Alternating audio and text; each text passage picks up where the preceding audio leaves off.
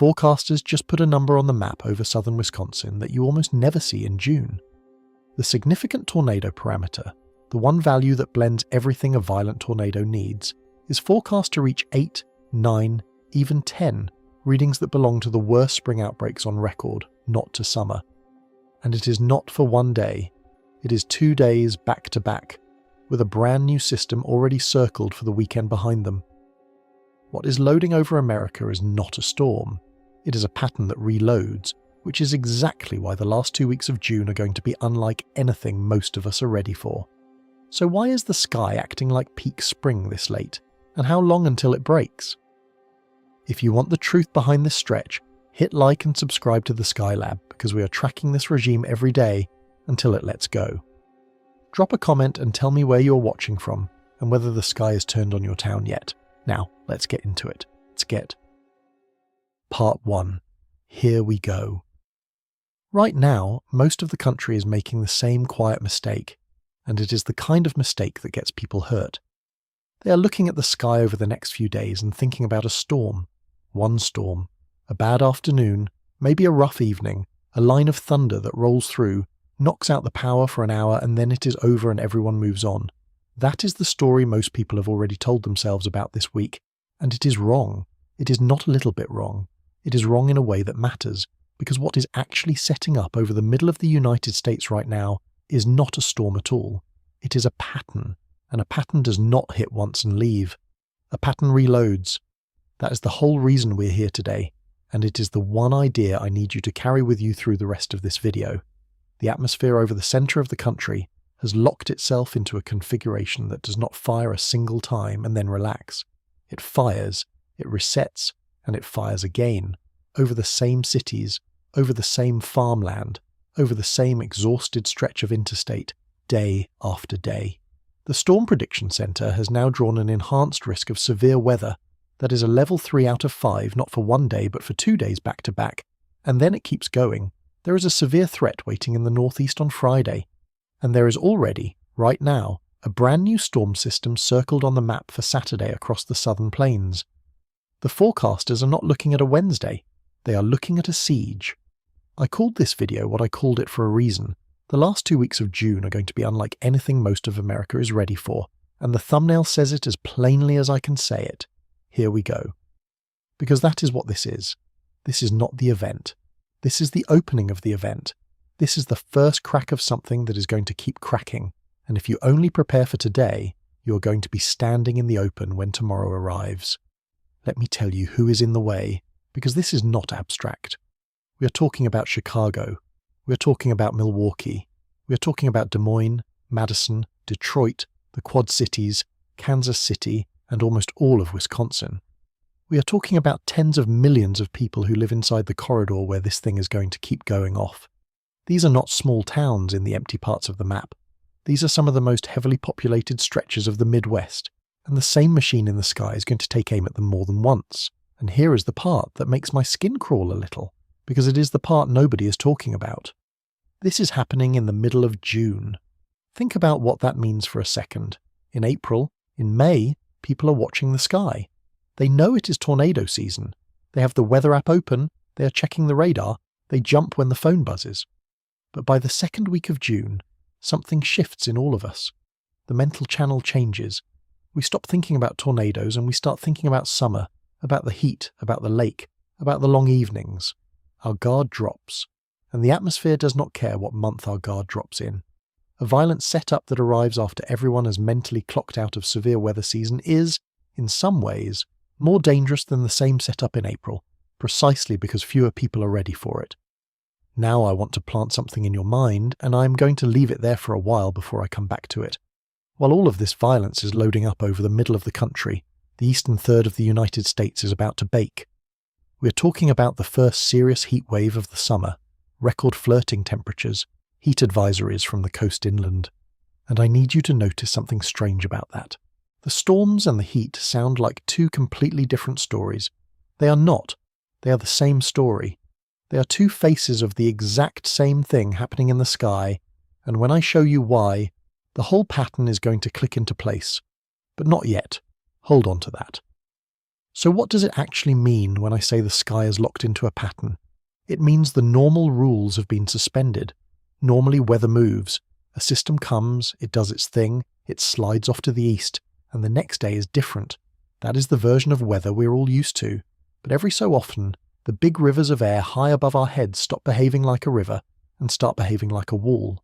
They dig in, they anchor, and once they anchor, every little disturbance that comes along gets funneled down the exact same track, like cars forced through the exact same toll booth, one after another after another. That is what a stuck pattern does. It takes what would normally be one bad day, and it turns it into a sequence, a regime, a stretch. And the danger of a regime is not just that it is more total weather, it is that it stacks. The first round of storms saturates the ground and rips down a few trees and softens everything up. The second round hits ground that is already soaked, hits people who are already tired, hits power crews who are already stretched thin, hits a warning system that people have already half started to ignore because the sirens went off yesterday and they were fine. By the third round, the whole system, the human system, the part that is supposed to keep us safe, is fraying. That is how a multi-day pattern hurts people. Not with one impossible storm, but with relentless, grinding repetition that wears down every defense we have. Let me make that concrete, because it is easy to say the word repetition and miss what it actually feels like. Imagine you live in a town in southern Wisconsin. On the first day, the sky turns an ugly shade of green in the afternoon, the sirens go off, you put the kids in the basement, and a line of wind comes through and takes down the big silver maple in the front yard and knocks the power out for 6 hours. You spend that evening by candlelight, a little shaken, telling yourself you got lucky. The next morning you're dragging branches to the curb when your phone buzzes again, because the same setup is reloading for round 2, and the crews who are supposed to restore your power are now being pulled to the next county. By the third day, you're running on no sleep. Your basement still smells like the last storm, and a dangerous little part of you has started to think the warnings are just noise. That is the texture of a regime. It is not one terrifying hour. It is a slow grind that hollows out your readiness at the exact moment you need it most. Here is another way to think about the difference, because it really is the whole game. A single storm is one punch. You can see it coming, you can brace for it, you can take it and recover. A regime is a boxer throwing a combination.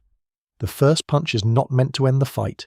It is meant to move your guard, to set up the second, which sets up the third. The danger is not in any one blow. It is in the rhythm, the way each one lands while you're still reacting to the last. The atmosphere over the middle of the country is not winding up for one big haymaker this week. It is throwing a combination, and it has the stamina to keep throwing for days. And I keep coming back to the calendar, because the calendar is part of the danger this time. Ask almost anyone when tornado season is, and they will tell you spring, April, May, the time of year when the television cuts to the meteorologist standing in front of a wall of red, and everyone knows to take it seriously. By the second week of June, that cultural alarm has quietly switched off. The graduation parties are happening, the pools are open, the mental file labelled severe weather has been closed for the season. So when an outbreak carrying the ingredients of a spring event shows up now, it is not just meeting an atmosphere that is primed, it is meeting a public that has stopped watching. That gap, the space between how dangerous the sky actually is and how dangerous people assume it is exactly where the worst outcomes live. Closing that gap for you, right now, is the entire reason I'm making this video. I want to give you a sense of just how unusual it is for forecasters to draw an enhanced risk 2 days in a row in the middle of June. The enhanced risk is the third rung on a 5-rung ladder, and it is not a label they hand out casually, because issuing it means they have real confidence that numerous severe storms, not just a stray one, are going to materialise. Getting that label for 1 day is a serious day. Getting it 2 days running, over nearly the same ground, with the honest admission that the ceiling could climb even higher, is the kind of thing that makes veteran forecasters lean toward their screens and start quietly cancelling their own plans. They are not inflating this. They are telling you, in the most measured language their system allows, that the next 48 hours have the potential to be genuinely historic for this part of the country. So I'm not asking you to panic. Panic is useless, and I will never trade in it on this channel. What I am asking is that you adjust the one setting that actually matters, which is your level of attention. For the next stretch of days, the sky over a huge swath of America has earned your attention in a way it usually has not earned by the middle of June. Everything I show you from here, the timing, the science, the fork in the road that decides how bad tomorrow gets, is in service of that one adjustment. Because the people who come through a regime like this one safest are never the ones who are the most afraid. They are the ones who are the most aware, who understood that this was a pattern and not a passing storm, and who kept their guard up across the whole stretch instead of letting it fall after the first round. I want to be very honest with you about something, because intellectual honesty is the whole point of this channel. I am not here to scare you. The data does the scaring on its own. I do not need to inflate a single number in this video, and I am not going to. Everything I am about to show you comes from the official outlooks, the same ones the meteorologists are staring at right now with their coffee getting cold. My job is just to connect the dots that usually get reported as separate little stories, and to tell you what the whole picture means when you put it together. And the whole picture, today, is a sky that has stopped moving on. There is one more thing I have to set up before we get into the day by day, because it is the question that is going to hang over this entire forecast, and especially over the day everyone should be most worried about, which is Thursday.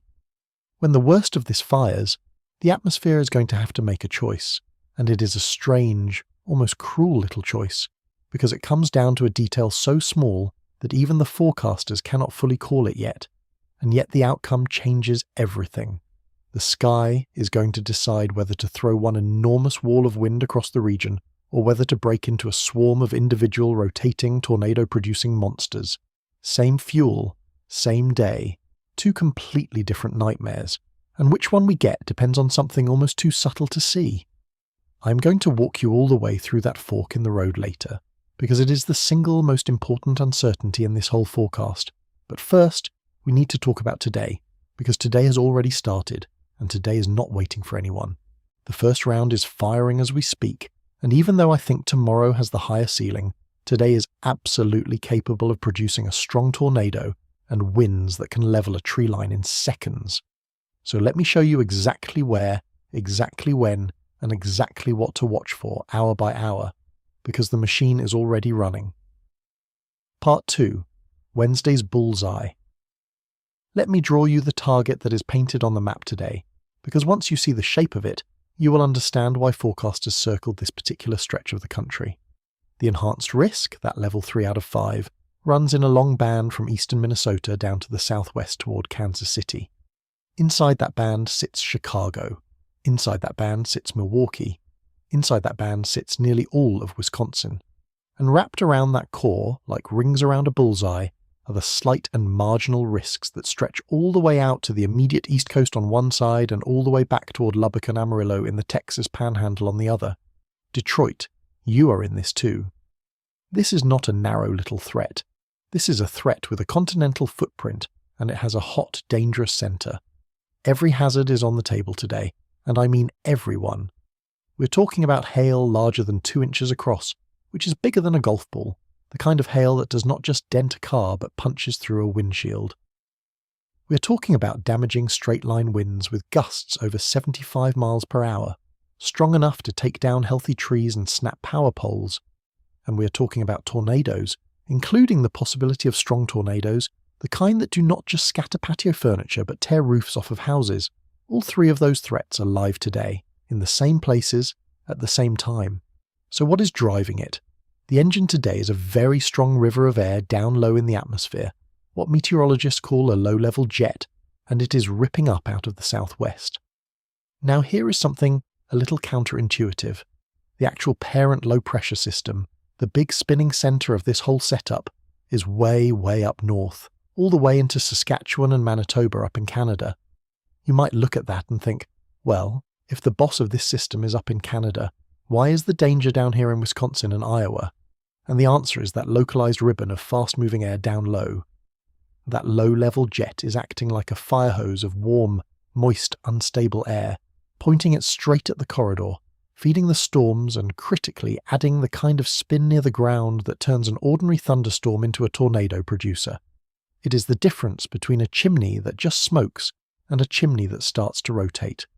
Let me make these hazards real, because the words hail and wind get thrown around so casually that they have lost their teeth, and today they have teeth. When I say hail larger than 2 inches across, I am describing chunks of ice bigger than a golf ball, and in the strongest storms they can grow toward the size of a baseball. A stone that size is not falling gently. It is plunging out of the sky at well over 100 miles per hour. It will shatter a windshield on impact. It will punch holes in a roof. It will strip the siding off the west face of a house, total a brand new car in 90 seconds, and it is more than capable of killing livestock caught in the open and seriously injuring any person who cannot get under cover. People hear hail and picture little white pellets bouncing off the driveway. Today, in the strongest cells, we are talking about ice cannonballs. The wind is its own kind of monster, and it is the one I want you to respect the most today, because it is the most widespread. When the forecast says damaging straight-line winds with gusts over 75 miles per hour, and as high as 85 in that afternoon line, understand what that actually does. 75 to 85 miles per hour is enough to snap healthy, mature trees clean in half, to peel the roof off a structure, to roll a high-profile semi-truck onto its side on the interstate, and to turn anything not tied down, a trampoline, a patio table, a grill, into a projectile moving fast enough to kill. The damage from a strong straight-line wind event can be mistaken for a tornado afterward, and the only real difference is the shape. A tornado scatters debris in a tight, twisting path. Straight-line winds knock everything down in the same direction, like a giant hand pressing the whole countryside flat. To the family whose roof is gone, the distinction is academic. Now, I want to go a little further on that low-level jet because it is doing something genuinely clever and genuinely dangerous, and once you see it, you will spot it on every big severe map for the rest of your life. I told you the parent low is parked way up in Canada while the danger sits down here, and that the low-level jet is what bridges the gap. Here is the mechanism. That ribbon of fast air a few thousand feet up is pulling warm, wet, unstable air north out of the Gulf and slamming it into our region, which is the fuel. But it is also doing something more subtle. Because the wind is screaming along down low, while the winds up high are blowing a different speed and a different direction, the air in between gets a kind of built-in spin, like a pencil rolled between your palms. A garden variety thunderstorm sitting in that environment does not just go up. It starts to turn, and a thunderstorm that learns to turn is a thunderstorm that can make a tornado. That is why a low-pressure system in Saskatchewan can put a hatched tornado risk over Wisconsin. The boss is far away, but the boss sent a fire hose, and the fire hose is doing the dirty work. Let me bring this down to the level of a single person watching the sky today, because the hour by hour can blur together into a list. If you're in Milwaukee or Chicago, your day looks calm for a while, maybe even sunny, and then in the late afternoon and into the dinner hour, the skies to your west starts to look wrong, and that is your line arriving with its damaging winds. If you're up along the Wisconsin and Minnesota border, your dangerous window is earlier through the afternoon, and your threat is more about a single rotating storm than a long line, which means a tornado is the thing to watch. And if you're down toward the Quad Cities north of Davenport, you are the wild card, because whether you get a quiet evening or a second violent round depends entirely on whether new storms can fire behind the first line. The point is that this is not one threat at one time. It is different threats, in different places, at different hours, all in the same afternoon, which is exactly why a single glance at the forecast is not enough today. You have to know your specific window. I keep stressing that conditional second round north of Davenport for a reason, because it is the trickiest and most underestimated piece of today. Here is the science of why it is conditional. When that first line of storms rolls through in the afternoon, it can do one of two things to the atmosphere behind it. It can leave behind a stable, worked over air mass, in which case the evening stays relatively quiet. Or, if the line clears out and the sun comes back and the warm, unstable air gets pulled north again, the atmosphere can recharge and fire a second round of separate storms right where the first round just was. And discrete evening storms in that recharged air are exactly the ones that can produce a strong, even large tornado, along with very large hail after dark.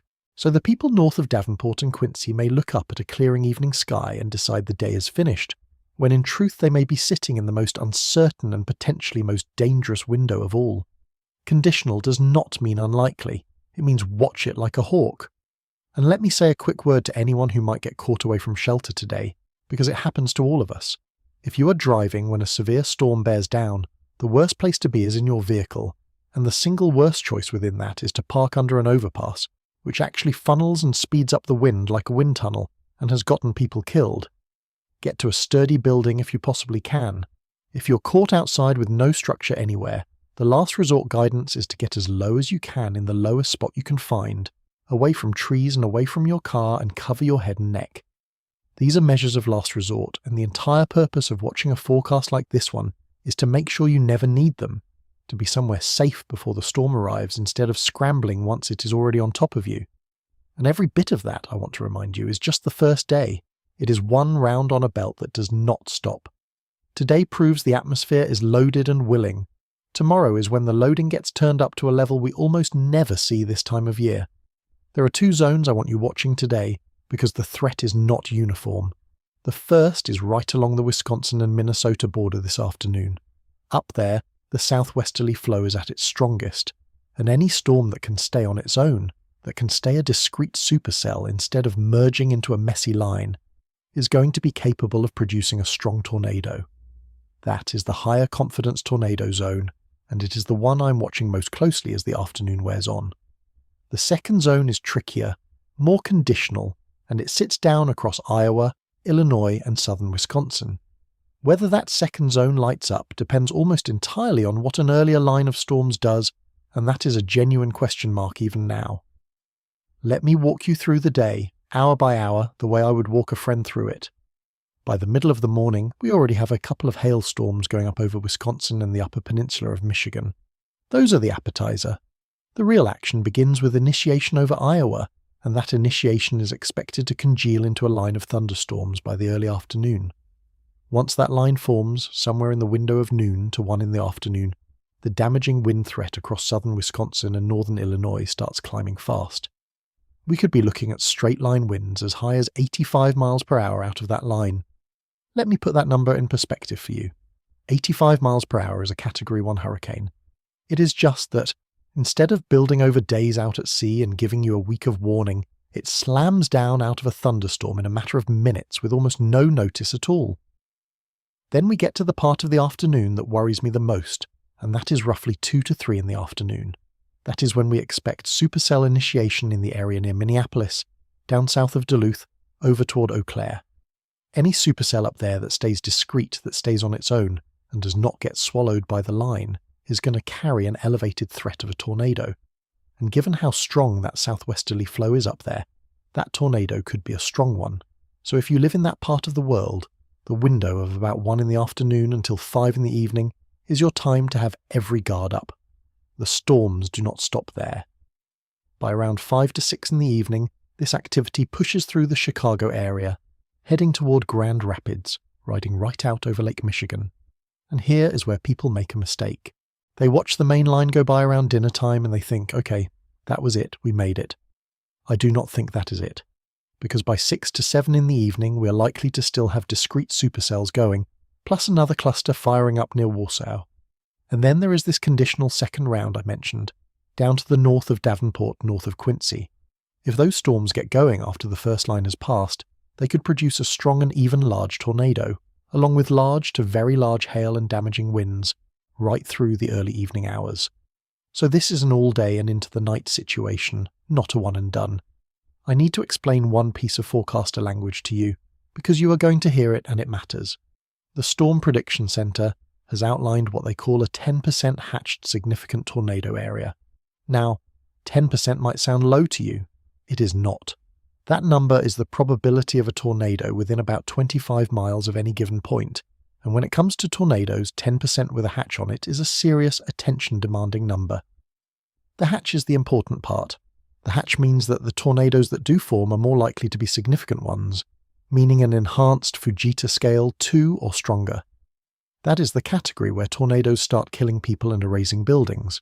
So when you see that hatched area sitting over Wisconsin, over Cedar Rapids, over Des Moines, over far northern Missouri, do not let the small-sounding number fool you. It is the forecasters telling you, as clearly as their system allows, that the violent kind is on the table.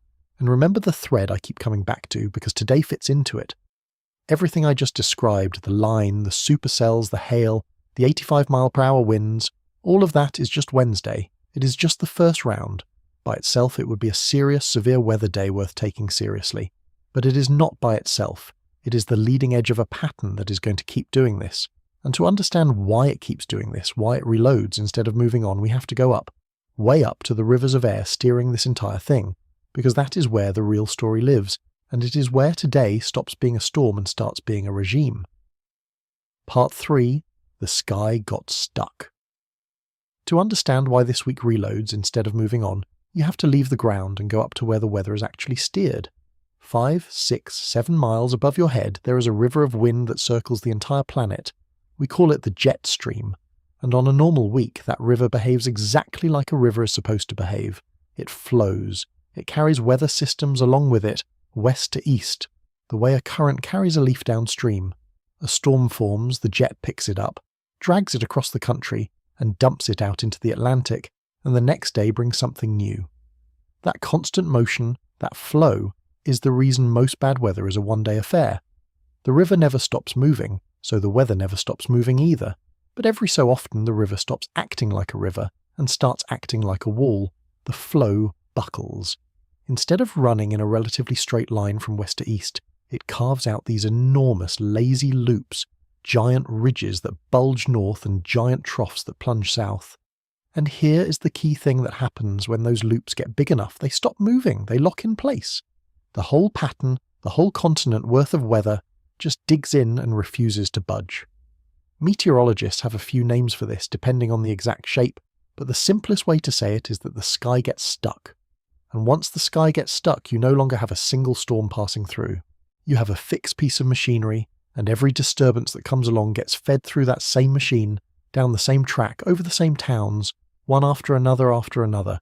That is exactly what has happened over North America right now. There is a ridge of high pressure, a big dome of warm, sinking, stable air that has parked itself over the eastern third of the country. And on the backside of that ridge, on its northwestern flank, the jet stream is diving down into the middle of the country and dragging disturbances along with it. Picture the ridge as a boulder dropped into the middle of that river of wind. The water cannot go through the boulder, so it has to go around it, and right where it bends around the western edge of that boulder, that is where it accelerates and where it throws off the storms. The storms are not random. They are riding the exact same curve, the rim of that stuck ridge, like cars on a track. That is why they keep coming to the same places. The track does not move, so the destination does not move. Now, I told you at the very start of this video to hold on to something, and it is time to bring it back, because this is where it pays off. I told you that while the middle of the country gets hammered with violence, the eastern third is about to bake under the first serious heat wave of the summer. And I told you those two things. The storms and the heat sound like different stories but are actually the same story. Here is the punchline. That dome of high pressure, that ridge, that parked boulder in the river of wind, that is the heat wave. When you get a big dome of high pressure sitting over you in June, the air underneath it sinks, it compresses, it warms, the sky's clear, the sun pours straight down, and the temperature climbs and climbs. The very same feature that is baking the East Coast is the very same feature that is steering the storms into the Midwest. The heat and the violence are not neighbours. They are the front and the back of the exact same object in the sky. We actually devoted our whole video yesterday to the heat side of this story, to the dome itself, to the record-flirting temperatures, the heat advisories stretching across more than 30 zones, the air over New England warming to levels you almost never see in early summer, and at the time the focus was the heat. But step back far enough, and you can see that yesterday's heat dome and today's tornado threat are not two forecasts. They are one pattern, photographed from two different angles. This is the thing I most want you to take away because it is the whole reason this is a regime and not a storm. A single storm has one cause and one ending. What we are living through has one cause feeding two completely different disasters at the same time, and that single cause is stuck in place. That is what makes the next 2 weeks so unusual, and it is why the danger does not end when tonight's storms roll off to the east. Let me give you a way to feel this, because the physics can stay abstract if I let it. Think about a conveyor belt at a factory, the kind that just runs and runs. As long as the belt is moving and the machine at the end is stamping out parts, you get a part, then another, identical, endless, until somebody shuts the belt off. A stuck weather pattern is that belt. The ridge is the motor, that will not turn off. And every disturbance that rides the jet around that ridge is another part coming off the line, another round of storms stamped out and sent down the same corridor. Today's round is one part, tomorrow's round is another, Friday is another, Saturday's new system out of the southern plains is another. The belt is running, and nobody has found the off switch. Let me explain what makes the river of wind buckle in the first place, because that is the question hiding underneath all of this. The jet stream does not flow in a perfectly straight line even on a normal day. It meanders, the way any fast current does, in long waves that drape around the whole hemisphere. Scientists name them after the meteorologist who first described them, and the important thing to know is that these waves have an amplitude, a measure of how far north and south they swing. When the waves are shallow, the jet runs mostly straight, weather moves quickly, and nothing gets stuck. But when the waves grow tall and loopy, when the ridges bulge far to the north and the troughs plunge far to the south, the whole pattern slows down and can grind to a halt. A high amplitude pattern is a slow pattern, and a slow pattern is a stuck pattern. What we have right now is a tall, amplified wave with a fat ridge anchored in the east, and that amplitude is exactly why nothing is moving along. There is a reason these stuck patterns are so hard to break, and it has to do with how the ridge defends itself. Once that dome of high pressure sets up, the sinking air underneath it clears the skies, and clear skies let the sun pour straight down and bake the ground, which heats the air, which builds the dome even taller and stronger. It is a feedback loop. The heat reinforces the ridge, and the ridge protects the heat, and the stronger that ridge gets, the more firmly it pins the jet stream into its loop around the edge. So the very thing that is roasting the east is also the thing locking the storm track in place over the middle of the country. The two are not just related, they feed each other.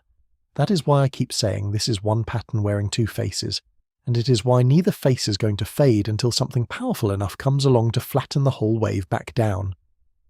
I mentioned the Ring of Fire, and I want to give you the full picture of it, because it is the single most useful image for understanding where these storms keep firing. Picture that dome of high pressure as a giant circle of hot, sinking, stable air sitting over the eastern half of the country. Right along the rim of that circle, especially the northern and western edge, you get a collision. On one side you have all that heat and moisture trying to rise, on the other side you have the jet stream racing by, providing the spin and the organisation. Where those two meet, along the curving edge of the dome, the atmosphere lights up with the most organised, most dangerous thunderstorms of the summer. They literally trace the lip of the heat, which is why forecasters borrowed the name Ring of Fire. And here is the part that matters for this week. As long as the dome sits still, the ring sits still, and the storms keep firing along the same arc, over the same cities day after day. The ring is not sweeping across the country. It is parked, and we are standing under the hottest part of it. It is worth pausing on how unusual this kind of locked setup really is, and how far it punches above its weight when it happens. Most of the time, the atmosphere is restless. Highs and lows chase each other across the map, fronts sweep through, and no single feature gets to dominate for very long. That restlessness is actually a kind of mercy, because it means no one place gets pounded over and over. A blocking pattern removes that mercy. It takes the normal churn and freezes it, and whoever happens to be standing under the bad part of the frozen pattern gets the same weather, sharpened and repeated for as long as the block holds. The most damaging heat waves, the most relentless flood episodes, the longest severe stretches in the record almost always trace back to a pattern that locked in and refused to move. The specifics change, but the fingerprint is the same. When you hear that a region got hit day after day after day, you're almost always hearing the signature of a stuck jet stream. And that is exactly why I keep insisting that the way to read this week is as a pattern and not a storm. If this were a single system passing through, the worst of it would be over in a day and the calendar would go back to normal. But because the machine overhead is locked, the normal does not come back on schedule. The same arc of the country stays under the ring, the same disturbances keep riding the same track, and the danger keeps renewing itself like a debt that will not clear. That is the whole difference between a bad day and a bad stretch, and everything in the data right now says we are looking at a stretch. So when does it break? Honestly, that is the hardest thing to forecast in all of this, because these blocking patterns are stubborn almost by definition. They do not drift politely off to the east the way ordinary weather does. They sit and they spin and they wait, and they only collapse when a strong enough disturbance comes along to knock the wave down or shove the ridge out of the way. Sometimes that takes a few days, sometimes it takes 2 weeks. And the uncomfortable truth is that the models lose confidence the further out you push. So the honest answer to when does this end is that we can see the regime clearly for the next several days and only dimly beyond that, and nothing in the data is signalling a quick exit. That is the whole argument of this video compressed into a sentence. The pattern is stuck. The pattern defends itself, and a stuck pattern does not hand you a single bad day. It hands you a season in miniature, crammed into the back half of a single month. And I want to be precise about why this particular setup has so much bite. Because stuck patterns happen, and most of them are not this dangerous. The difference this time is the strength of that jet stream for the calendar date. By the middle of June, the jet stream is supposed to be tired. It is supposed to have retreated up toward Canada, weakened, gone slack, the way it always does as summer takes over and the temperature difference between the tropics and the pole shrinks. A weak summer jet is exactly why most June thunderstorms are the popcorn variety, the kind that bubble up in the afternoon heat, dump some rain, and fall apart by dinner. They have no organising wind to give them structure. But the jet stream over the middle of the country right now is not tired. It is running 60, 70, even 80 knots up at flight level. That is a springtime jet showing up in summer, and that is the unlock. When you take June's heat and June's moisture, which are abundant, and you bolt them onto a jet stream that has the strength of April, you get severe weather with a ceiling far higher than the season is supposed to allow. There is a name forecasters use for the kind of storms that fire along the hot rim of one of these stuck ridges. They call it the ring of fire. It is a little dramatic, but it is accurate, and it captures the picture perfectly. Imagine the heat dome as a circle sitting over the eastern half of the country, and imagine the storms tracing the upper edge of that circle, the northern and western rim like flames licking around the lip of something hot. That ring is where the energy from the heat collides with the steering from the jet, and it is the single most reliable place to look for organised, dangerous summer thunderstorms. We are sitting underneath the ring of fire right now, and the ring is not drifting away, because the dome it is wrapped around is not drifting away. So the obvious question, the one you should be asking, is how long does this last? When does the boulder get knocked out of the river so the water can flow again? And the honest answer is that these stuck patterns are stubborn by their very nature. They are self-reinforcing. The ridge protects itself. The heat under it strengthens the dome holds the jet in its loop, and the whole thing can sit and spin for a week, 2 weeks, sometimes longer, until something big enough comes along to dislodge it. That is the uncomfortable truth at the centre of this forecast, and it is the reason I named this video the way I did. We are not waiting for one storm to pass. We are waiting for an entire continental pattern to break, and patterns like this one do not break on a schedule that cares about your weekend plans. Which brings me right back to the idea I keep hammering, because I never want you to lose the thread. This is not a storm, it is a regime. The reason today reloads into tomorrow, and tomorrow reloads into Friday, and Friday reloads into a fresh system on Saturday, is that the machine making the weather is stuck in the on position, and the same stuck machine that is going to keep throwing tornadoes and 85-mile-per-hour winds at the Midwest is the one that is roasting the East under record heat. One pattern, 2 faces, many rounds. Hold on to that, because now that you understand why the storms keep coming, we have to confront the hardest question in this entire forecast, the one I promised you back at the beginning. When the worst of this fires tomorrow, the sky has to choose what kind of monster to become. And the choice it makes is going to come down to a detail so small that the best forecasters in the country still cannot call it. Part 4.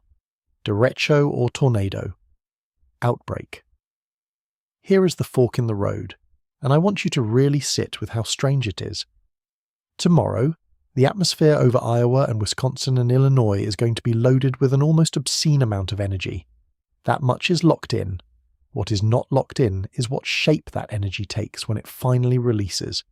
Because the exact same loaded atmosphere can produce 2 completely different kinds of catastrophe, and they look nothing alike. On one branch you get a derecho. On the other branch you get a tornado outbreak. Same fuel, same afternoon, same map. 2 different monsters. And the truly unsettling part is that the thing which decides between them is so subtle that even with all our satellites and supercomputers, the forecasters are telling you outright that they cannot be sure yet. Let me explain both monsters so you understand exactly what is at stake. A derecho is a single, enormous, fast-moving wall of wind. Picture all of those individual thunderstorms deciding to link arms and charge in one long line, hundreds of miles wide, racing east at highway speed. A derecho does not really do tornadoes as its main event. What it does is flatten things in a straight line over an immense area. The damage from a bad derecho can look like the damage from a tornado, except instead of a path a few hundred yards wide, it is a swath the size of several states. That is the wind branch. Widespread, fast, and it hits a staggering number of people because the line is so long. The other branch is the tornado outbreak, and that is a different beast entirely. Instead of all the storms linking into one line, they stay separate. They stay discrete. And a discrete storm in this kind of environment is free to do the most dangerous thing a thunderstorm can do, which is to start rotating as a whole, to become what we call a supercell, and to drop a tornado out of its base. Instead of one wide wall of wind, you get a scattered field of individual rotating monsters, each one capable of putting a violent tornado on the ground. The footprint is smaller than a derecho, but the intensity at any single point can be far, far worse. That is the tornado branch. So what decides which one we get? It comes down to something forecasters call storm mode, and storm mode is really just a fancy way of asking a simple question. When the storms go up, do they stay separate, or do they merge into a line? If they merge fast, the energy gets channeled into that long wall, and you lean toward the derecho, the widespread wind event. If they stay apart, if even a few of them can hold their own as discrete supercells, then those supercells get to tap into all that spin in the atmosphere, and you lean toward the tornado outbreak. And whether they merge or stay apart depends on factors so fine-grained, so sensitive to little nudges in temperature and timing, and exactly where a boundary sets up, that the models genuinely disagree, and the forecasters are honest enough to say so. Now let me show you why both branches are so dangerous tomorrow, because the ingredients are genuinely extreme for the date. The first ingredient is that low-level jet I mentioned, the fast river of air down low. Tomorrow morning over central Iowa, that low-level jet is forecast to scream up to around 70 knots. 70 knots is roughly 80 miles per hour of wind just a few thousand feet over your head in the early morning before the sun has even fully come up. That ferocious low-level wind does two things at once. It pumps warm, moist, unstable air northward at a furious rate, refueling the storms, and it provides the raw turning, the change of wind speed and direction as you go up, that storms convert into rotation. A 70-knot low-level jet is the kind of thing you circle on a spring outbreak map, not a mid-June one. The second ingredient is a number I need to explain carefully, because it is the single most alarming figure in this whole forecast. Forecasters use a tool called the significant tornado parameter. It is a composite, which means it takes all the different ingredients you need for a strong tornado, the instability, the low-level moisture, the lifting, the wind shear, and it blends them into one single number that tells you how favourable the environment is. For context, when that number climbs to 1, 2, 3, forecasters start paying serious attention because that already signals an environment that can produce significant tornadoes. Tomorrow, over southern Wisconsin and northern Illinois, that significant tornado parameter is forecast to reach 8, 9, and even 10. Let me say that again so it lands. Not 1 or 2, 8, 9, and 10. Those are the kinds of values you associate with the worst spring outbreaks in the history of the central United States, and they are being forecast for the middle of June, right on top of Madison, Milwaukee, and the densely populated corridor along the Wisconsin and Illinois border. There is a third piece, and it is the one that makes this setup so treacherous, because it is the piece that hides the danger until the last moment. Sitting over the region is what meteorologists call a cap, or an elevated layer of warm air a little way up in the atmosphere that acts like a lid on a pot. Early in the day, that lid suppresses the storms. The sun heats the surface. The energy builds and builds underneath the lid, and from the ground it can look deceptively calm, even sunny, even pleasant. People look up, see blue sky, and let their guard down. But the energy is not gone. It is accumulating, pressure cooking, waiting. And when the lid finally breaks, usually in the heat of the afternoon, or right where that low-level jet slams into a boundary, All of that stored energy releases at once, explosively, and storms can go from nothing to monster in well under an hour. The calm is not safety. The calm is the loading of the spring. Let me show you what is happening inside each of these two monsters, because the mechanics are the reason they behave so differently. Start with the supercell, the tornado maker. A supercell is not just a big thunderstorm.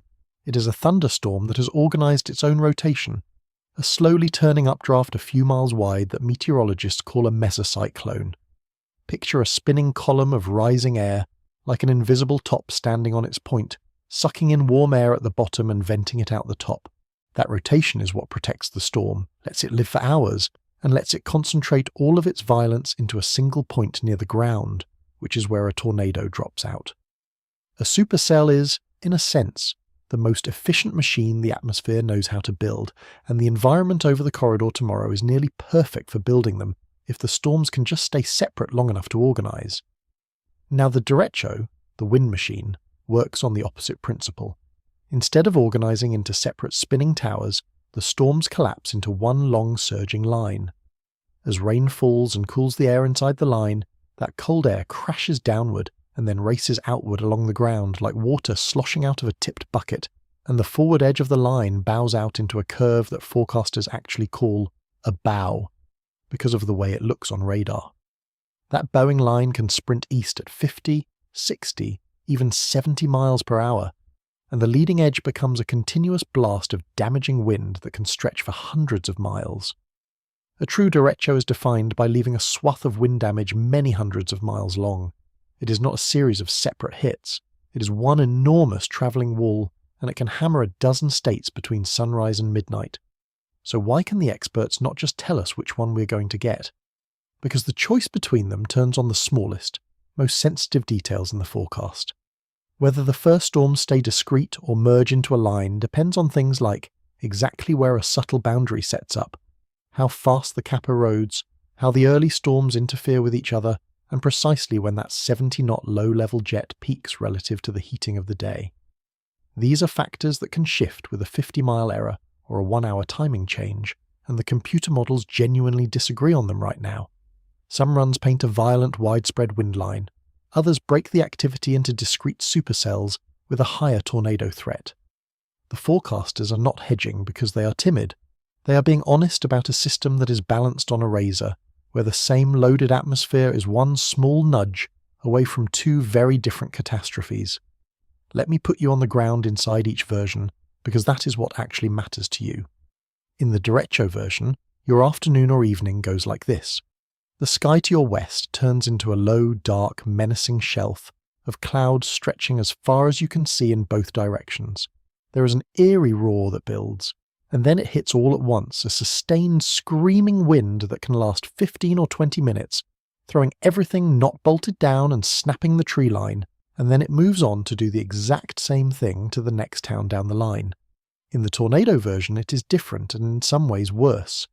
The sky might not look like a continuous wall.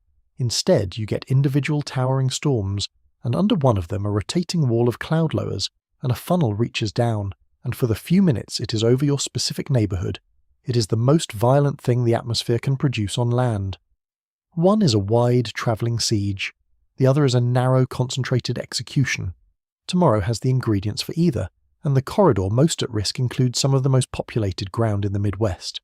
So what do you actually do with a forecast that honestly cannot tell you which monster is coming? You prepare for both, because the preparation overlaps almost completely. Whether it turns out to be a wall of straight-line wind or a rotating supercell, the safe place is the same, an interior room on the lowest floor away from windows. The warning you receive might be different, a severe thunderstorm warning for the wind threat, or a tornado warning for the rotation, and here is something most people get exactly backward. They treat a severe thunderstorm warning as the minor alert, the one you can ignore. In a setup like tomorrow, with winds that can reach 85 miles per hour, a severe thunderstorm warning can describe a threat to your roof, and your life every bit as real as a tornado. So the move is simple. Take both kinds of warnings seriously this week. Do not wait until you actually see a tornado before you act.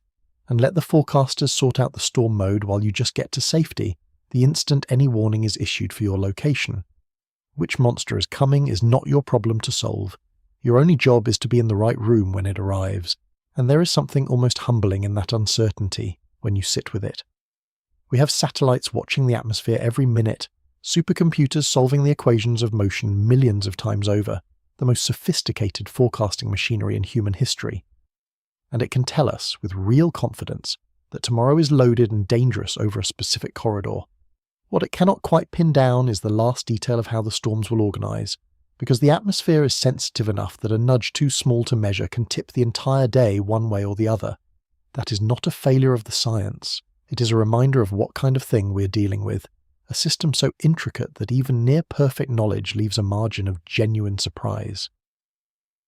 And it folds right back into the one point that matters this week. The pattern is stuck, the danger is real, the exact shape is uncertain, and the only sane response is to stay ready across the whole stretch, instead of betting everything on a single outcome.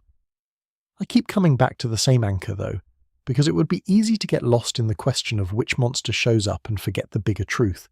Whichever one the sky chooses tomorrow, it does not close the book. It is one round on the belt. A derecho tomorrow does not mean the regime is spent. A tornado outbreak tomorrow does not mean the pattern is satisfied and ready to move on. The fork decides the character of a single day inside a stretch that keeps going regardless, because the stuck pattern overhead is indifferent to which flavour of violence it produces on any given afternoon. It just keeps producing. So put those three together: a 70-knot low-level jet hurling fuel and spin into the region, a significant tornado parameter pegged at 8, 9, 10, and a cap that hides the danger until it detonates. That is an environment that can absolutely produce a violent tornado, an enhanced Fujita scale 3 or higher, if, and it is the whole ballgame, if the storms stay discreet, and it is an environment that can produce a destructive, hundreds of miles long wind event if instead they line out. The atmosphere has both monsters loaded, it just has not told us yet which one it is going to let off the leash. I think it is worth saying plainly that this uncertainty is not the forecasters failing. It is the opposite. It is the forecasters being honest about a system that is genuinely balanced on a knife edge. We have talked before on this channel, back when we covered the way a stuck jet stream can trap the entire country for days, about how the atmosphere sometimes sets up these situations where tiny differences cascade into enormous ones. This is one of those situations. A shift of 50 miles in where a boundary sets up, a difference of an hour in when the cap breaks and you swing from a wind event to a tornado event, or from a regional scare to a generational one. When the people whose entire job is to forecast this tell you they are watching storm mode and they cannot fully call it, that is not a reason to relax. That is a reason to have every way of getting a warning that you can possibly have, because you may not get much lead time once the sky finally decides. And here is where I tie this back to the only thing I really need you to remember, because it would be easy to get lost in the derecho versus tornado question and miss the bigger point. Whichever monster the sky chooses tomorrow, it is still just one round. It is one part coming off that conveyor belt I described. If it is a derecho, that does not end the regime. If it is a tornado outbreak, that does not end the regime either. The fork decides what tomorrow looks like, not whether the danger keeps coming, because the stuck pattern overhead does not care which flavour of severe weather it produces on any given day. It just keeps producing. So tomorrow we find out which monster. But the day after, and the day after that, the machine is still running. And that is why, before we talk about how this regime finally winds down, I have to walk you through tomorrow itself, hour by hour, starting in the dark, hours before sunrise, when the first wall of wind is already forecast to be tearing across Nebraska and Iowa, while most of the region is still asleep. Part 5. Thursday morning. In the dark. Most severe weather has the decency to wait for the afternoon. It waits for the sun to heat the ground, for the energy to build through the day, and it lets you see it coming. Thursday is not going to extend that courtesy. The forecast has storms initiating as early as 3 to 4 in the morning near Omaha, Nebraska, in the pitch dark, while the overwhelming majority of the people in the path are sound asleep and have no idea what is bearing down on them. And that, all by itself, is one of the most dangerous things about tomorrow, because the storms that fire in the dark are the ones that catch people defenseless. Let me walk you through how the morning unfolds, because the timing here is everything. Those storms that go up near Omaha around 3 or 4 in the morning are expected to do something fast and ugly. they're expected to grow upscale, which is the forecaster's term for individual storms, merging and organising into one consolidated system. And as they do, they are forecast to produce significant destructive damaging winds, somewhere in the range of 60 to 85 miles per hour by around 6 in the morning near Des Moines. Sit with that timeline for a second. By 6 a.m, before a lot of people's alarm clocks have even gone off, there could already be a wind event capable of 85 mile per hour gusts ploughing into a metro area of 500,000 people. But the wind is only half of the morning threat, and the other half is worse. Riding along with this system is a warm front, a boundary that is going to be lifting north across Iowa in the pre-dawn and early morning hours. Warm fronts are tornado factories in setups like this, because they concentrate the spin in the lowest part of the atmosphere right where storms can grab it. Any storm that can latch onto that warm front or stay just underneath it has the potential to produce a strong tornado. And this is not me speculating. The Storm Prediction Center itself has specifically flagged that the morning line of storms could produce strong tornadoes right along the interstate corridor between Des Moines and Davenport, essentially right along Interstate 80, one of the busiest stretches of highway in the middle of the country. I want to stop and tell you why the timing of this should genuinely frighten you, because it is a point that gets lost. Tornadoes that happen at night and tornadoes that happen in the pre-dawn hours are statistically far more deadly than the ones that happen in the afternoon. The reason is heartbreakingly simple. People are asleep. They do not see the sky go green. They do not hear the wind change. If they do not have a weather radio or a phone that is set to scream at them, the first warning they get might be the sound of the tornado itself, and by then it is far too late to do anything but pray. A tornado of a given strength will kill more than twice as many people if it strikes at night than if it strikes in the afternoon. So when the forecast says strong tornadoes are possible along Interstate 80 before sunrise, what it is really saying is that the most dangerous version of this threat is the one arriving at the worst possible hour. Let me sit on that for a moment, because it is the part of tomorrow that I most want to save someone from. There are really 3 reasons a nighttime tornado is so much deadlier than a daytime one, and they stack on top of each other. The first is the obvious one. You cannot see it. In the afternoon, a person can look to the southwest, see the wall of cloud, see the funnel, and make a decision with their own eyes. At 4 in the morning, the most violent storm on the continent is completely invisible until it is lit by lightning or by the flash of a transformer exploding, and by then it is on top of you. The second reason is that you are asleep, and a person who is asleep does not get the warning unless something is loud enough to wake them. A phone on silent on the nightstand saves no one. The third reason is that the people who would normally spot it and call it in, the storm spotters and the chasers and the neighbours on their porches, are asleep too, so the whole informal human warning network that operates in daylight goes dark at night. Put those 3 together and you understand why a tornado that would be survivable at 2 in the afternoon becomes a mass casualty event at 2 in the morning. That is why, if you take one single action after this video, let it be this. Make sure you have a way to receive a warning that can physically wake you up tonight and tomorrow night. A dedicated weather radio that sounds an alarm is the gold standard. If you do not have one, go into your phone settings right now and make sure your emergency and wireless alerts are turned on, and that the volume override is enabled, so that even if your phone is on silent, a tornado warning will scream at full volume. It feels like a small, boring piece of admin. It is the single most likely thing to save your life in a pre-dawn outbreak, and the window to do it is tonight, while you are calm and have the luxury of not needing it yet. I also want to explain why that warm front lifting north across Iowa in the early morning is such a tornado factory, because it is the key to the morning threat.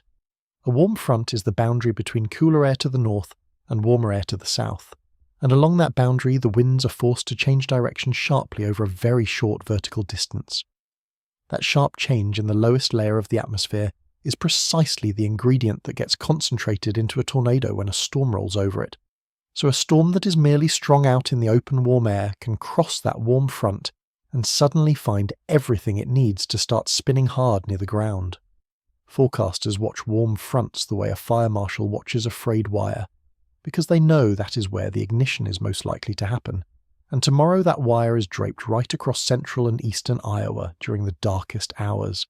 And here is the cruel disruption to all of our instincts that tomorrow represents. We are trained, culturally, to brace for severe weather after dinner. The evening newscast, the afternoon watch boxes, the storms that build as the day heats up, all of it has taught us that the dangerous hours are late in the day. Tomorrow flips that script completely. The danger starts before sunrise, peaks again at midday, and then reloads in the evening. So a person who goes to bed tonight thinking they will deal with it tomorrow afternoon may wake up, if they wake up in time at all, to find the worst of it already at their door. The regime does not just bring more weather, it brings the weather at the wrong hours, when we are least ready for it, and that mismatch is its own quiet danger.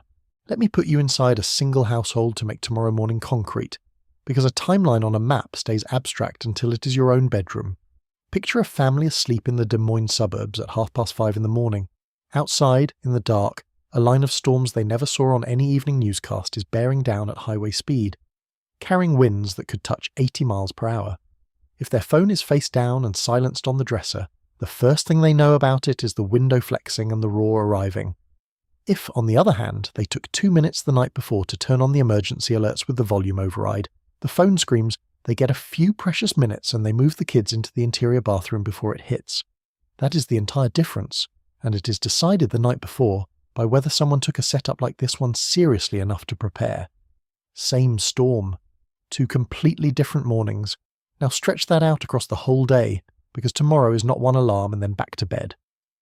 The same family that rode out the pre-dawn line is going to spend the lull dragging branches to the curb, and then the afternoon watching the western sky reload, and then the evening line coming through after dark all over again.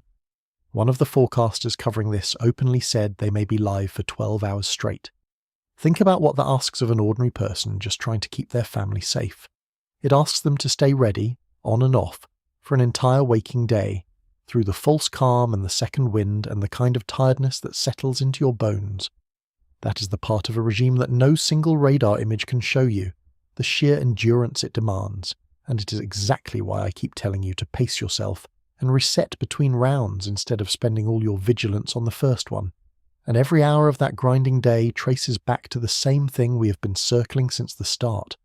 The reason tomorrow is an all-day event, the reason it begins in the dark and reloads at midday and returns after sunset, is that the pattern overhead is stuck and keeps feeding disturbance after disturbance down the same track. It is the regime, compressed into a single 24-hour stretch, a small-scale preview of what the rest of the month is threatening to do at a slower speed. After that brutal morning act, the system keeps marching east. By around the middle of the morning, that intense line of thunderstorms is forecast to be approaching Rockford and Madison, still carrying the threat of strong tornadoes and significant damaging winds with it. So the cities of southern Wisconsin and northern Illinois are looking at a morning punch, not an afternoon one, which once again scrambles people's instincts. We are all trained to think of severe weather as an after-dinner problem. Tomorrow it is a breakfast problem, and then it is a lunch problem, and then, as I am about to show you, it becomes an evening problem all over again. Because here is the trap inside the trap. After that morning line pushes through, there is going to be a lull. The sky might even clear a little, the sun might come out, and every instinct in your body is going to tell you that the danger has passed, that you survived the morning, that it is over. I am begging you not to believe that instinct tomorrow. Because that midday lull is not the end of the threat, it is the intermission. The same sun that comes out during that lull is going to reheat the surface, rebuild the instability, and reload the atmosphere for a second, and in many ways more dangerous afternoon and evening round. The forecasters know this. They are watching for the warm front to become the focus all over again in the afternoon. The lull is a feature of the regime, not a break from it.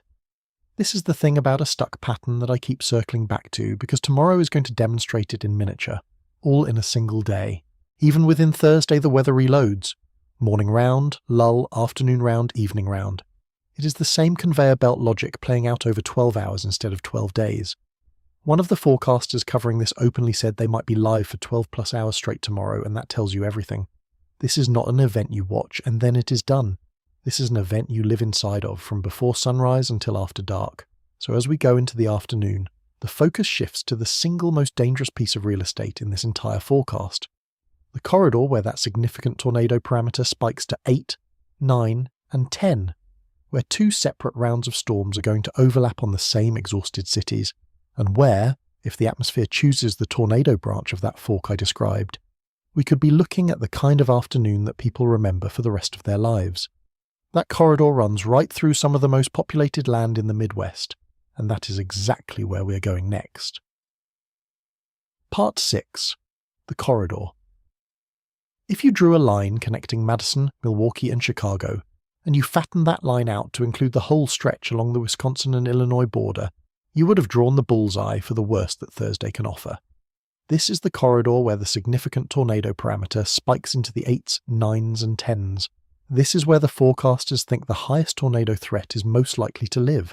And it is also, not coincidentally, one of the most densely populated patches of ground in the entire interior of the country. Millions of people, packed into metro areas, sitting directly underneath the part of the atmosphere that is going to be the most primed for violence. That combination, peak atmospheric potential laid directly over peak population, is what keeps forecasters up at night. Here is how the afternoon and evening are shaped up to play out in that corridor. After the morning line and the midday lull, the warm front becomes the focus again, and any supercell that fires along it or just to its south through the afternoon is going to carry an elevated tornado threat right around Madison, Milwaukee, and just north of the Illinois and Wisconsin border.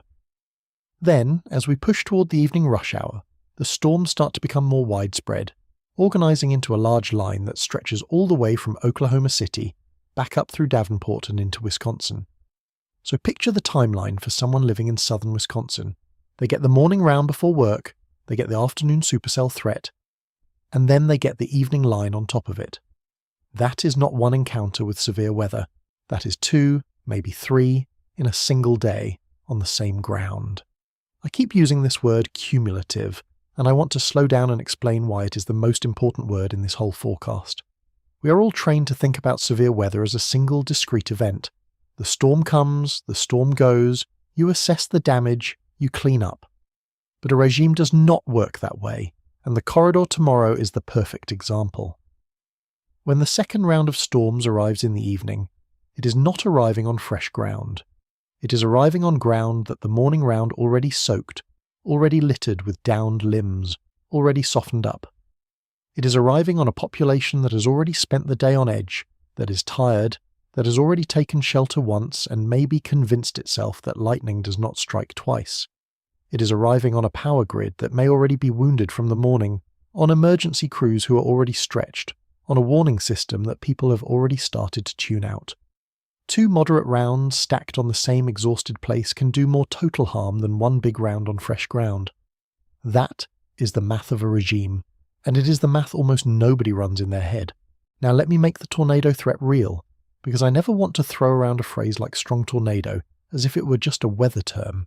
If the atmosphere tomorrow chooses the discrete supercell branch of that fork, and storms stay on their own across this corridor, then we're talking about the potential for an enhanced Fujita scale 2 or higher, and the forecasters have even raised the possibility of an intense to violent tornado, which means enhanced Fujita 3 or above.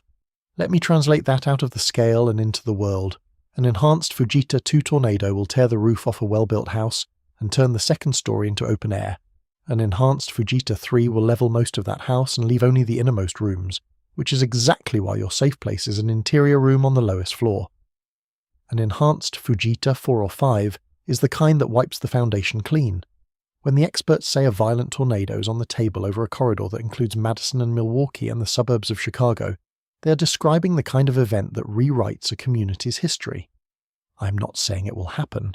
I am saying the ingredients to make it happen are forecast to be present, and that is a sentence you do not get to say very often, and almost never in the middle of June. What makes this corridor especially fraught is the collision between the atmosphere and the geography underneath it.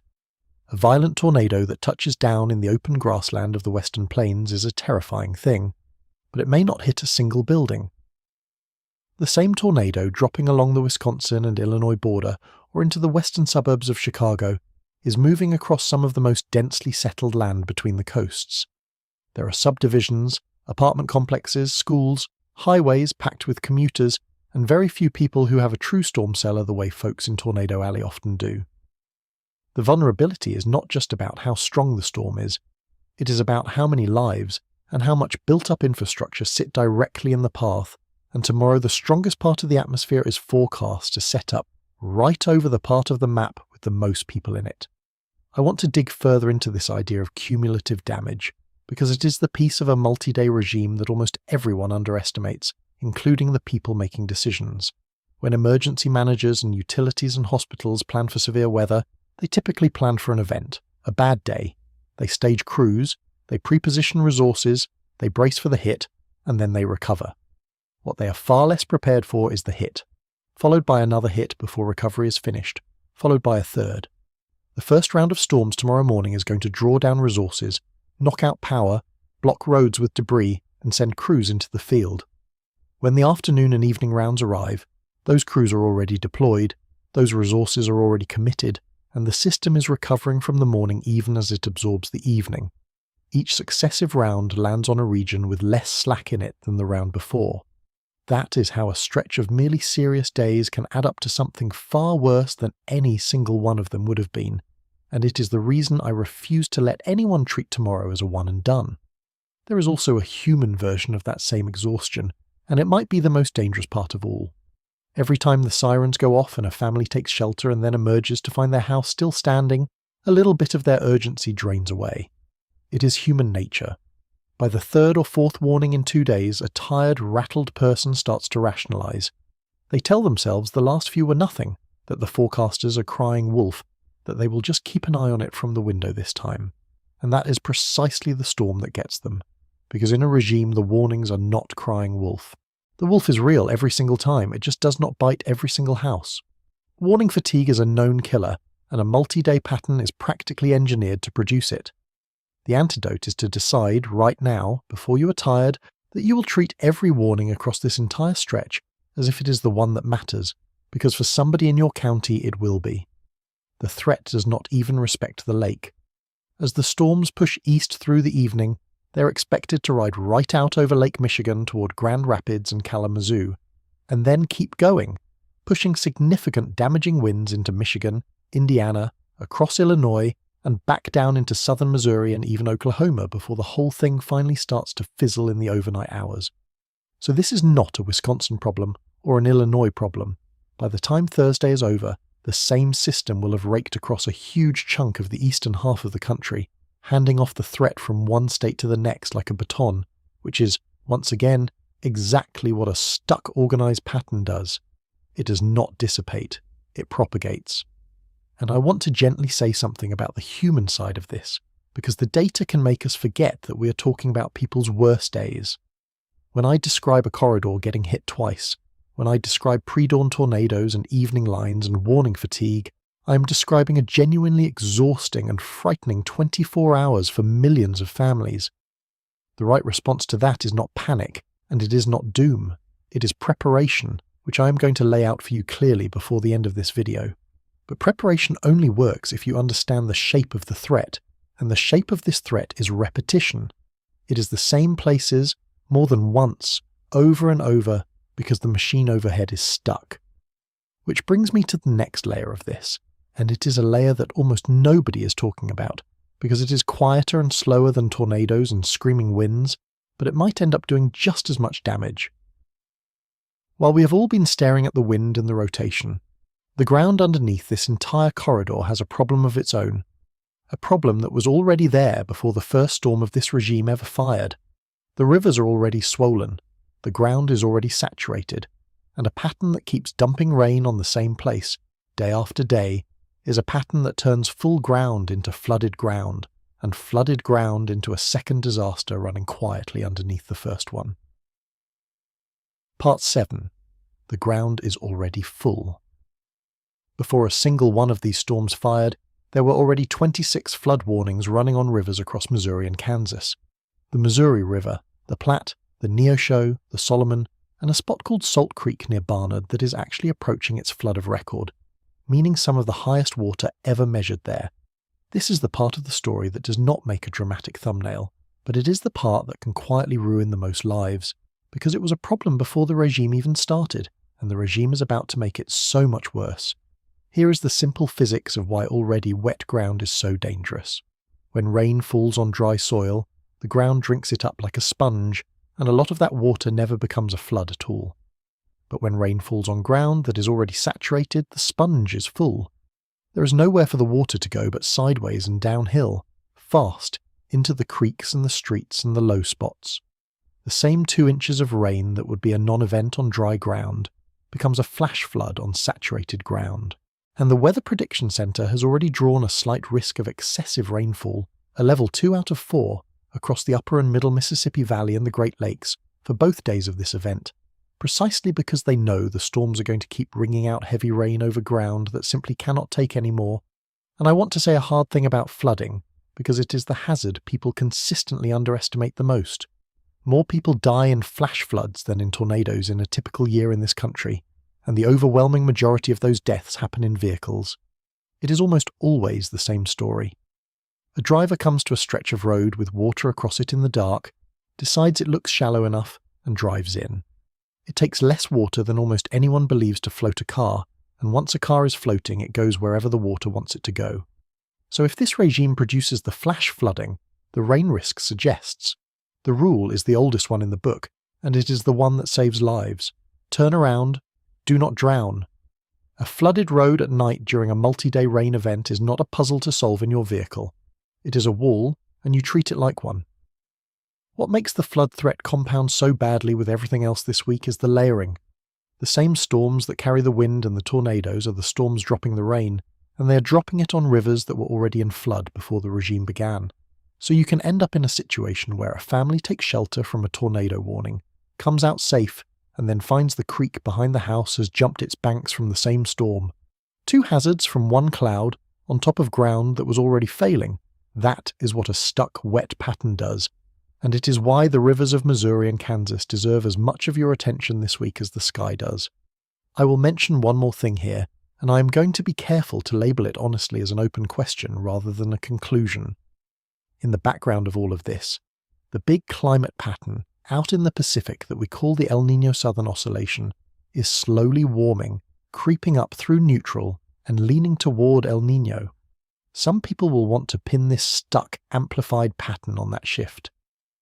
The honest scientific answer is that the connection is tenuous, and you cannot draw a straight line from a transitioning Pacific to a single stuck ridge over North America. I raise it not because it is the cause, but because it is part of the larger backdrop, a reminder that the whole system is in motion, and it loops right back to the only point that matters here, which is that this regime is not just a wind and tornado story. It is a water story too, layered on the same ground, and the repetition that defines this pattern is exactly what turns swollen rivers into a slow second catastrophe running underneath the loud one. Part 8. What people are saying. Whenever a big, dramatic, multi-day outbreak like this shows up, something else shows up right alongside it, as reliably as the storms themselves, a wave of claims that the weather is being engineered, that somebody is steering these storms on purpose. You will see the theories everywhere, that cloud seeding is manufacturing the outbreak, that some government program is aiming the tornadoes, that a research facility like the one people always name is cooking all of this up. I am not going to mock anyone for asking the question, because the instinct behind it is actually healthy. When something feels this extreme and this unusual, it is natural to wonder whether someone is behind it. So let me treat the question with respect and just tell you what the science actually shows. Start with the sheer scale of the energy involved, because this is the part that ends the conversation. A single large supercell thunderstorm releases energy on the order of many atomic bombs over its lifetime. A regime like this one, spread across a dozen states in several days, is operating at an energy budget that dwarfs the entire output of human civilization for that stretch of time. There is no machine, no facility, no program on Earth that can inject that kind of energy into the atmosphere or steer it once it is moving. Cloud seeding, the one real weather modification technology we actually have, can under very specific conditions coax a little extra rain or snow out of a cloud that was already going to precipitate. That is the entire extent of it. It cannot create instability. It cannot build a 70-knot low-level jet. It cannot anchor a ridge over the east, and it absolutely cannot aim a tornado. And the facility that always gets named in these theories is, in reality, an ionospheric research instrument that studies the upper atmosphere, tens to hundreds of miles above where weather even happens. It has no mechanism to touch the lower atmosphere where storms live. The driver here is not a control panel somewhere. It is a stuck jet stream, and that is both less sinister and honestly more impressive. I think it is worth being honest about why these theories take hold so easily, because understanding that is part of being a clear thinker. When something frightening and abnormal happens, the human mind reaches, almost automatically, for an agent. Someone who did this. A cause with a face and an intention. And in a strange way that is comforting because a deliberate enemy can be blamed, can be fought, can be stopped. The truth about the weather is in some ways harder to sit with, which is that the atmosphere is not malicious and it is not controlled. It is an enormous indifferent physical system following the laws of fluid motion, and sometimes those laws arrange themselves into a pattern that can hurt a lot of people for no reason at all. There is no one to blame, there is only physics, and our job is to understand it and respect it. I find that more humbling and more genuinely interesting than any control panel theory, but I understand why the simpler story spreads. The reason I bother to address all of this, rather than just ignoring it, is that the distraction has a real cost. Every minute someone spends convinced that the storms are fake or engineered is a minute they are not spending checking their weather radio, identifying their safe room, or making a plan for their family. The misdirection does not just waste time. It actively replaces the one mindset that keeps people alive, which is sober, practical attention, with a mindset that feels like knowledge but does nothing to protect anyone. That is why I will always take a moment to walk through what people are saying and then show you what the science actually supports. Not to scold anyone, but because in a week like this one, a clear head is a survival tool. There is a flip side claim too, the opposite direction, that the forecasts themselves are hyped up to scare people and drive attention. And I want to push back on that just as firmly, because it is the version that actually gets people killed. The probabilistic outlooks from the Storm Prediction Center are not somebody's gut feeling dressed up for clicks. They are verified, they are scored against what actually happens, and they are calibrated over decades. When they put a hatch significant tornado area on the map 2 days in a row, that reflects genuine model agreement and observed atmospheric ingredients, not theatre. Healthy skepticism is a good thing. But dismissing a serious forecast as fear-mongering is how someone ends up with no plan when the pre-dawn tornado arrives. And that is really the whole spirit of this channel in one sentence. Here is what people are saying, and here is what the science actually shows. The real story does not need any embellishment. A continent-sized pattern that has locked into place and refuses to move is dramatic enough on its own, and the misdirection only distracts people from the one thing that can actually keep them safe, which is paying attention to the regime that is genuinely overhead. Part 9. The rest of June. So let us pull all the way back and look at the whole board, because this is where the title of this video stops being a hook and starts being a forecast. We have spent this whole time on today and tomorrow on Wednesday and Thursday, but those 2 days are not the event. They are the first 2 parts off the conveyor belt. So what does the belt have lined up behind them? On Friday, the severe threat does not end, it relocates, shifting east into the interior northeast and the mid-Atlantic, where another round of storms brings large hail, damaging winds, and at least a low tornado threat to a whole new set of cities.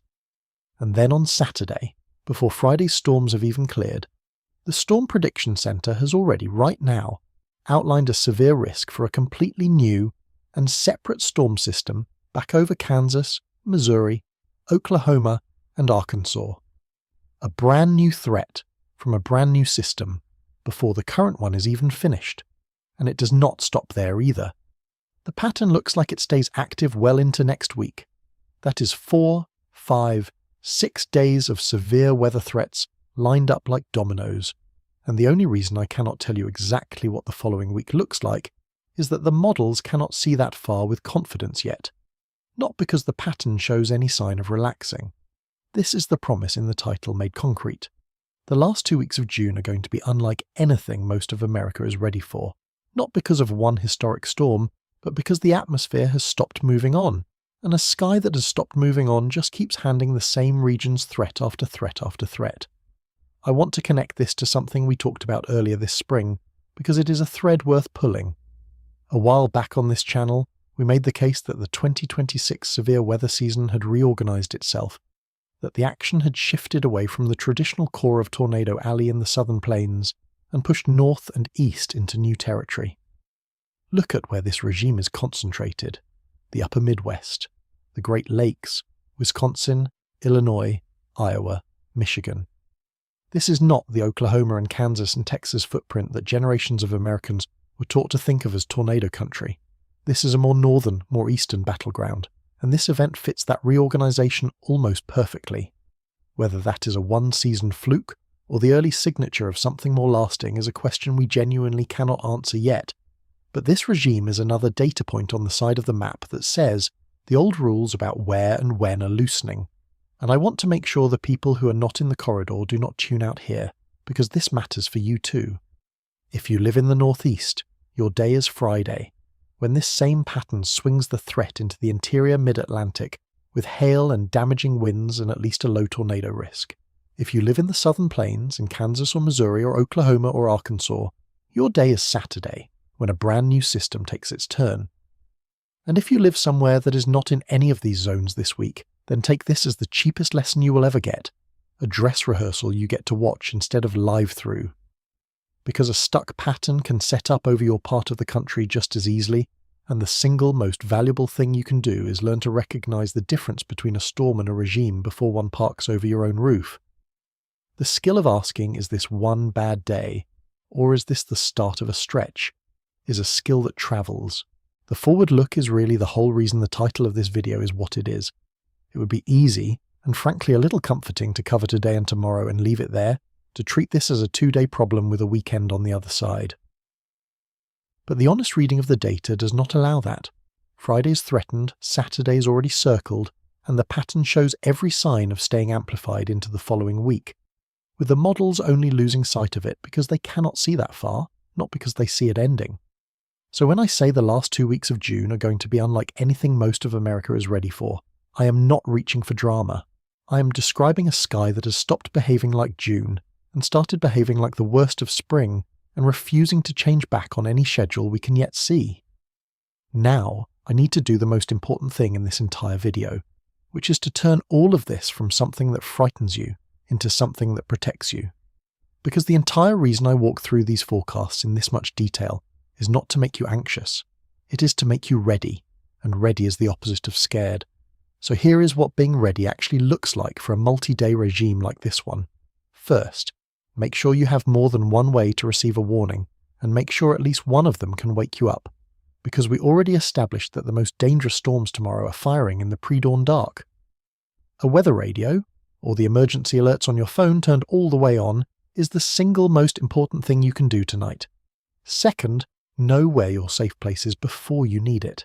An interior room on the lowest floor away from windows, the kind of room that survives even when the roof does not. Decide on it now, while it is calm, not while the siren is going. Third, because this is a regime and not a single storm, do not stand down after the first round. Reset. Recharge your phone, clear the debris that could become a projectile in the next round, and keep your guard up across the whole stretch, because the pattern is going to give the atmosphere many chances to find you. Let me expand that into something you can actually act on tonight, because vague advice does not save anyone and specific advice does. Walk your home and pick your safe place out loud so the whole household knows it. The best option is a basement or a storm cellar. If you do not have one, the rule is to put as many walls between you and the outside as you can, which means an interior room, a bathroom, a closet, a hallway on the lowest floor away from every window. Then think about what goes in there with you. A pair of sturdy shoes, because the most common injury after a tornado is cut feet from walking through debris. A bike helmet or any helmet for each person, because head injuries are what kill people in collapses, and a helmet is the cheapest life insurance you will ever buy. A flashlight, because the power will likely be out, and your charged phone so you can get the all clear and call for help if you need it. Then build the kit, because in a multi-day regime the power may not come back between rounds. Water, enough for a few days. Food that does not need cooking. Any medications your family depends on, gathered in one place now rather than hunted for in the dark later. A backup battery for your phone, fully charged tonight. And a plan for the parts of your household that cannot plan for themselves, your kids, your elderly parents, your pets. Decide right now who grabs the dog, who carries the medication, who is responsible for getting grandma to the safe room, because a plan made in calm is worth 10 decisions made in panic. None of this is exotic. It is an afternoon of quiet preparation that turns a terrifying night into a manageable one. And here is the piece that is specific to a regime, the piece that ordinary single storm advice always leaves out. You have to reset between rounds. After the morning round passes tomorrow and the sky calms, that is not the moment to relax. That is the moment to recharge every device, refill water bottles, drag the fallen branch off the driveway before it becomes a missile in the evening round, and check on the neighbour who lives alone. Treat each lull as the intermission it actually is, a chance to reload your own defences before the atmosphere reloads its own. The families who come through a stretch like this in the best shape are the ones who use the quiet hours to prepare for the loud ones, instead of using them to convince themselves it is over. It is not over until the pattern breaks, and the pattern is not breaking this week. I also want to gently name the emotional side of this, because several days of sirens and warnings and broken sleep takes a real toll, and pretending it does not is its own kind of denial. It is normal to feel worn down by a regime like this. It is normal for kids to be scared and for adults to be short-tempered and exhausted. The way through is the same as the physical preparation, which is structure. Knowing the plan, knowing the safe room, knowing that you have done the things within your control, is what lets a person stay calm when the things outside their control start happening. You cannot stop the pattern overhead.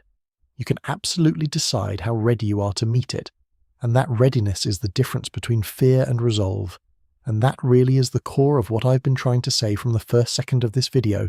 This is not a storm, it is a regime. The reason Wednesday reloads into Thursday, and Thursday into Friday, and Friday into a fresh system on Saturday, and Saturday into next week, is that the machine making this weather has locked into place and will not turn off. One pattern, sitting still, showing us two completely different faces at the same time, baking the east under record heat while it fires tornadoes and 85-mile-per-hour winds into the Midwest, over and over on the same exhausted ground. Once you see it that way, you stop asking when the storm will pass and you start asking when the pattern will break, and those are very different questions with very different answers. Step back from the maps and the parameters for a moment, because there is a larger idea underneath all of this, and it is the one I keep circling back to. We organise our whole sense of safety around the calendar. We tell ourselves that certain dangers belong to certain seasons, that spring is for tornadoes, and late summer is for hurricanes, and the months in between are for relaxing. That mental calendar is comforting, and most years it is roughly right. But a stuck pattern does not consult the calendar. It sets up whenever the ingredients come together, and right now the ingredients have come together in the middle of June, and produced a spring-caliber threat in a summer month. The lesson is not that the calendar is useless. The lesson is that the calendar is a guideline, not a guarantee, and the sky's allowed to break its own rules the moment the physics lines up. And that is exactly why I keep hammering the same single idea until it is the one thing you walk away remembering. This is not a storm, it is a regime. One stuck pattern sitting over the country, showing two faces at once, baking the east while it hammers the middle, and reloading day after day after day over the same exhausted ground. Once you hold that idea, every piece of this forecast clicks into place. You understand why today reloads into tomorrow, why the corridor takes the hit twice, why the swollen rivers are the quiet second danger, and why the back half of June is not going to feel like the June anyone had planned for. You stop waiting for a storm to pass, and you start watching for a pattern to break, and you keep your guard up through the whole stretch in between. Here is the thought I want to leave you with, the one that has been sitting in the back of my mind through this entire forecast. There was a time, not very long ago, when the middle of June was the safe part of the year, the stretch after the spring fury, and before the peak of hurricane season, a kind of breath the country got to take. And here we are, looking at significant tornado parameters of 8, 9, and 10, a 70-knot low-level jet, and back-to-back enhanced wrist days in the middle of June, with the calendar telling us one thing and the sky telling us another. Maybe this is just one stubborn pattern that breaks by the end of the month and we forget all about it. Or maybe the breath the country used to take is getting shorter, and the seasons we thought we understood are quietly rewriting their own rules while we look the other way. I do not know which it is. Nobody does. Not yet. But I know that the sky over America has stopped moving on, and I know that the next 2 weeks are going to test a lot of assumptions about what June is allowed to do. Keep your eyes up, keep your guard up, and do not let the calendar tell you that you are safe, because the pattern overhead has not read the calendar and it is not finished with us yet.